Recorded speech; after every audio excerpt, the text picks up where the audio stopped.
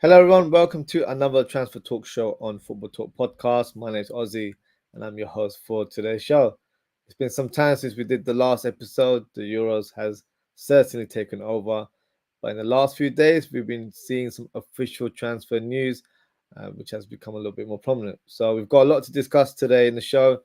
Let's begin with the first rumour, and that is Michael Olise to Bayern Munich. Now, the very reliable journalist David Ornstein almost broke the internet with his tweet as he announced that Chelsea were no longer in the running to sign Olise, but then moments later the bombshell dropped as he confirmed that Bayern and Palace have agreed a deal for the winger. Now, I believe he had a release clause which was around the £50 million mark. Personally, I think this is a great deal for the player and the club. Olise gets a move to a massive European side like Bayern Munich. Bayern Munich are signing a player that could be one of the best wingers in years to come.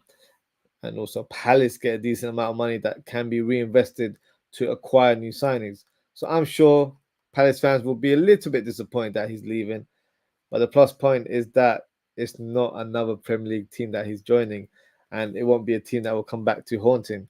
I've got the deal as orange to basically signaled that it's not completely done, but I'm sure it will be announced in the coming days.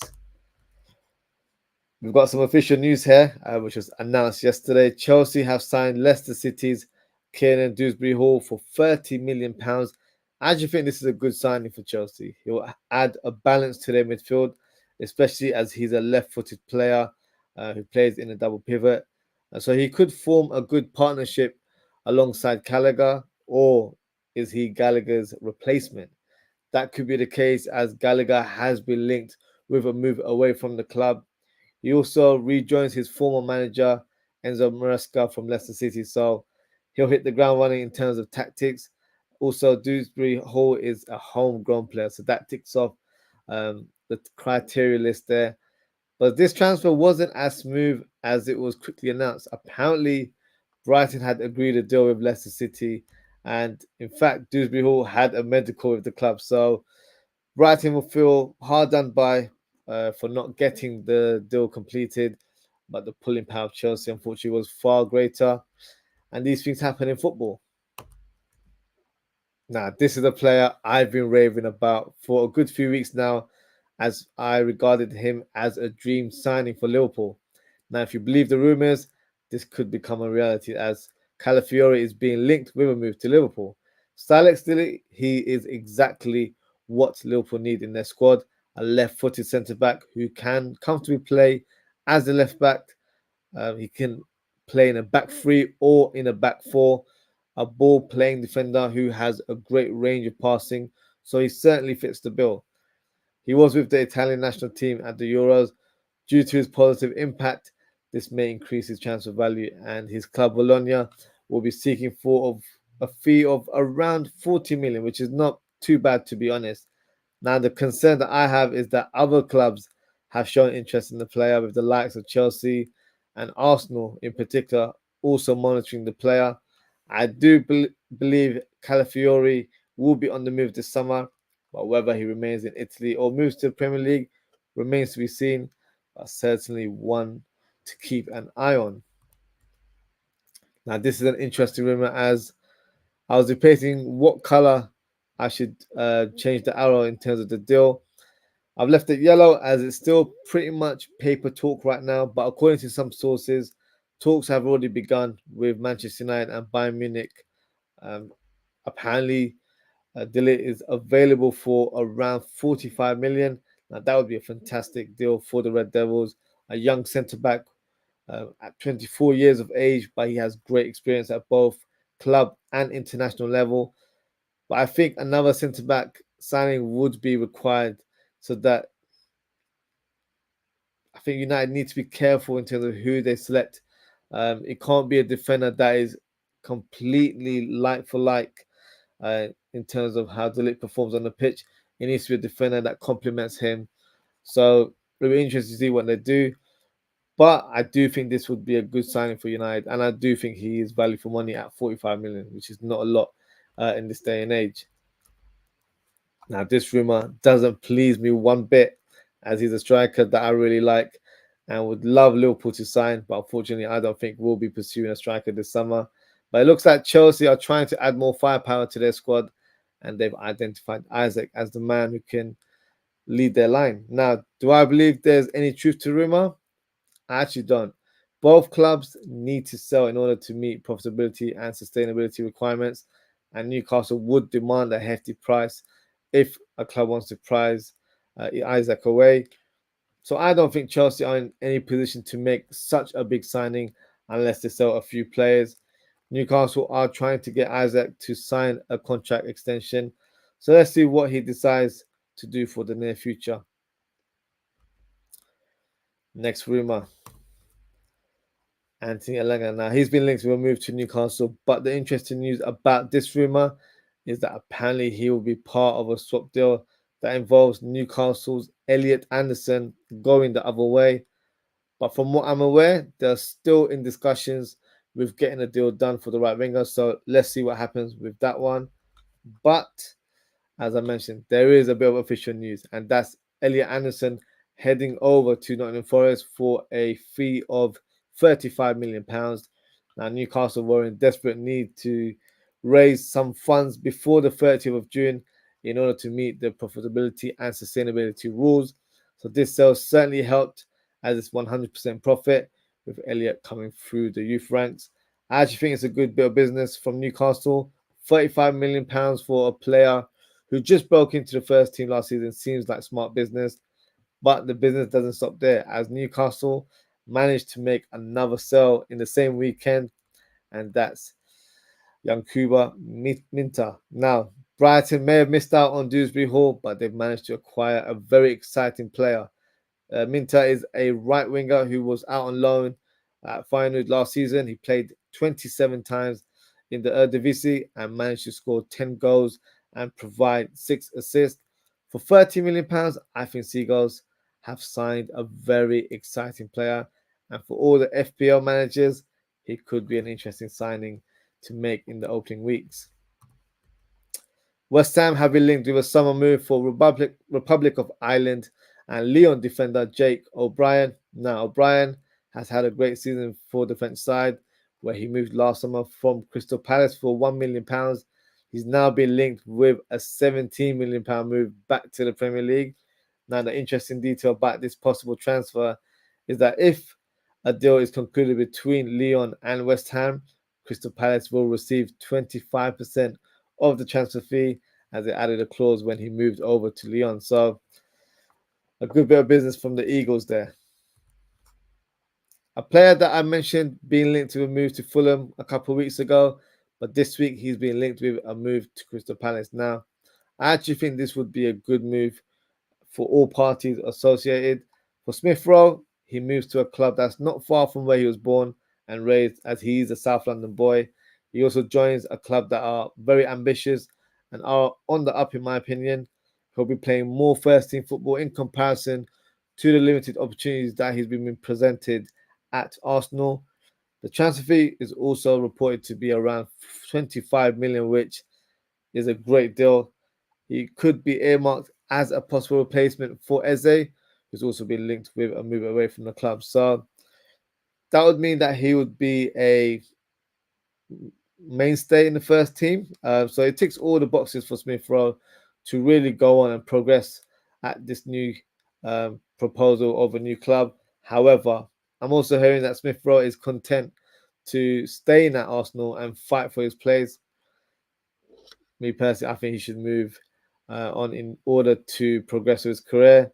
But end of the day, it's the player's choice. Some players like to stick around and play for a big club and are content with being squad players. I feel like if you are in a position where you can go elsewhere and really make a name for yourself, I would say that is the right call. But let's see what happens with Smith Rowe in the summer.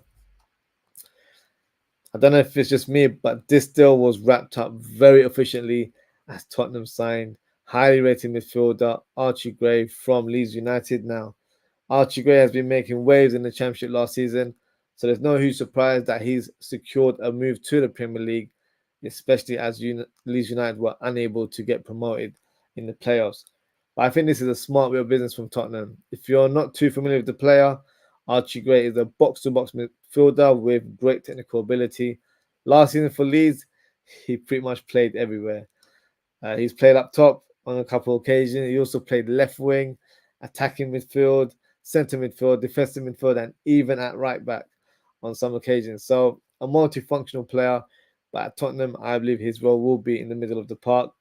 30 million, I think it's a clever signing. And for the record, I think he'll be the one to watch in terms of being a breakout talent in the Premier League next season. Now, if this move became a reality, this is what dreams are made of. Hull City's Jaden Philogene is being linked with a move to Barcelona. The former Aston Villa winger has had a great season for the Tigers. He made 32 appearances, scored 12 times, and assisted 6 times. Now, if you haven't seen him play, you may need to watch a compilation on YouTube because he's the type of player that will excite the fans and get you off your seat. Now, the rumor is that Barcelona would like to sign him on loan and then have the option to sign him permanently depending on how he does with that offer being in place next season. With Barcelona's financial issues, for some reason, I think there might be some weight into this rumor. So definitely want to keep an eye on. Even if he doesn't get a move to La Liga, he's got a lot of interest from the Premier League. So he'll certainly be on the move this summer.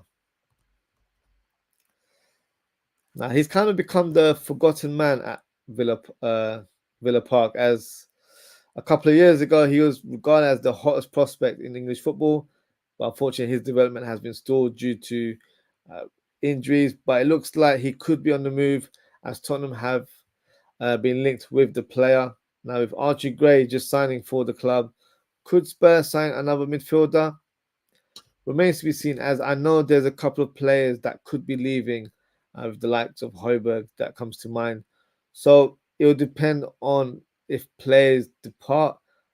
Otherwise, it might be a tricky situation. But in terms of the profile of the player, I think Ramsey would fit very well at Tottenham. But whether the move happens remains to be seen. Now, firstly, don't call him Andre because he doesn't like that. And he'll tell you that with a random Cockney accent now. If you haven't seen the clip, make sure to browse it on YouTube because it took me by surprise and it's quite funny. But Amadou Onana has been linked with a move to Bayern Munich. Now, new Bayern Munich manager Vincent Kompany appears to be a fan of the Belgium international. But unfortunately, I don't think this move will happen. And as it was confirmed earlier today that Fulham have accepted Bayern Munich's bid of 56 million euros, which is around 47 million pounds for Palhinha. So I very much doubt that they will sign another midfielder in this window. But having said that, I still think Onana will make a move this summer. This is no shade on Everton, but I've always thought that he was too good to play for the Toffees. For me, he looks like a player that should be playing for a quality team that plays European football. So hopefully he gets his move, and I think he's done well to showcase his talent in the Euros as well. But fear not, Everton fans. If Onana does leave Everton, then they may have a ready-made replacement with this fella. Wilfred Ndidi is being linked with a move to Goodison Park. Now, we're all familiar with the player from his time at Leicester City, and I think he would be a solid signing for Everton. He's a free agent, so no transfer fee involved. He's got Premier League experience, and he's only 27 years old. So I think regardless of Onana leaving or staying, this deal should definitely be looked at by Everton. This is a very interesting deal for Crystal Palace, who are being linked with Sunderland's Joe Bellingham. The young midfielder has finished his season in good form, playing 45 times, scoring 7 goals, and providing 1 assist. Positionally, he's just like his older brother Jude, where naturally he plays as a number 10, but can play in a number 6 role or even as a number 8. And he has actually played on the wings on a couple of occasions as well. So he's a player that's still learning his trade. Now, is a move to the Premier League too soon in his career right now? Possibly. But I think joining a club like Crystal Palace would be a great platform for him to learn and develop more by playing with better players. And he won't be in a very highly pressured environment. If he joined the top 6 club, for example, I don't think that would be right for his development at this stage of his career. So I think it would be a good move for the player. And I think it'd be a great coup for Crystal Palace as well. Now, you've seen the name appear on the show in the past, and that's PSV's Johan Bakayoko, but this time he's been linked with a move to Arsenal. Now, the transfer makes sense as Arsenal don't really have a player that can cover or challenge Saka on the right wing. They're both left-footed right wingers, and Bakayoko has an eye for goal, so it makes sense for Arsenal to find a like-for-like player. However, I'm not so sure if the player would be willing to move to Arsenal and be second choice. But some will rebuttal and say, well, what about the links to Liverpool? He would be a backup to Salah, wouldn't he? Yes, I guess that's correct. But the difference between the two clubs is that Salah will not be around for too long, and he actually may transition into playing a more central role in the near future. So that opens up that right wing position for Liverpool. At Arsenal, Saka will always be first choice for right wing, and he's way too young to even think about retirement. So Bakayoko's chances will be very limited at Arsenal. So that's why I think the better fit would be for Bakayoko to join a club like Liverpool, where you'll get more game time in the short term, but also become a first team starter in the long term. Villa fans, you should get excited with regards to this rumor, as there's speculation that Pedro Goncalves could be joining the club this summer. In my opinion, he would be the perfect signing for the Villains. Last season, he predominantly played on the left wing, and I think that is an area Aston Villa need to improve. In the league, he played 32 games, scored 11 goals, and provided 12 assists, which is a great stat there. Now, to sort of dampen the mood a little bit, it's a bit unclear what the transfer fee would be, but there's reports suggesting that Sporting are holding out for 80 million euros, which is 67.5 million pounds. So unfortunately, I don't think that's a realistic option. But if somehow Villa can lower the price significantly, he could be an amazing signing for them. It's that time of the year again when Adrian Rabiot is linked with a move to the Premier League again, and the club that's reportedly showing interest is Manchester United again. Now, personally, I don't rate the player. I think he's quite average and doesn't offer much on the pitch. But hey, what do I know? He's a starter for the French national team, which still amazes me. And United seem to always hold an interest in the player. So is this the summer where he makes the move to the Premier League? Honestly, if he does, I won't be losing any sleep about it. That's for sure.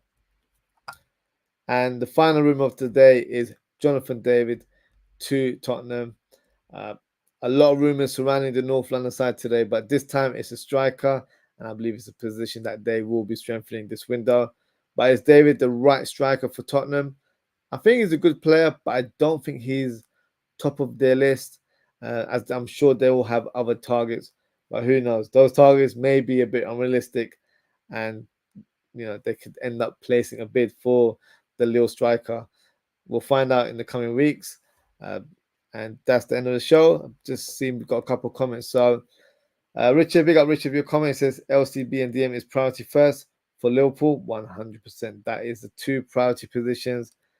And then maybe another attacker, but I agree. These are the two positions that Liverpool really need to look into.